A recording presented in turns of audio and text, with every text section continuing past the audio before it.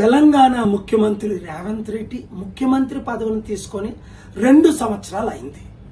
ఒక్క సంవత్సరం నాకు అవకాశం ఇవ్వండి, అభివృద్ధి అంటేటో చేసి చూపిస్తానా. నేను కూడా ఆయనకు పూర్తి మద్దతుగా సీఎం కాకముందు, సీఎం అయిన తర్వాత ఒక 10-15 స్టేట్మెంట్స్ ఇవ్వడం మీరు చూశారు. 7-8 సార్లు ఆయనతో కలిసి అనేక సలహాలు ఇచ్చి రాష్ట్ర అభివృద్ధి కొరకు, ప్రజల అభివృద్ధి కొరకు ఏం చేస్తే అప్పుల నుంచి బయటపడతామని చెప్పాం. కానీ ఆయన వినలేదు సరికదా, ఎగ్జాక్ట్ గా ఆపోజిట్ చేసి నేను ఇచ్చిన సలహాలకు అన్నిటికీ వ్యతిరేకంగా పనిచేసి ఈ రోజు తెలంగాణ రాష్ట్రాన్ని సర్వనాశనం చేసినందుకు తక్షణమే ఆయన రాజీనామా చేయాలి.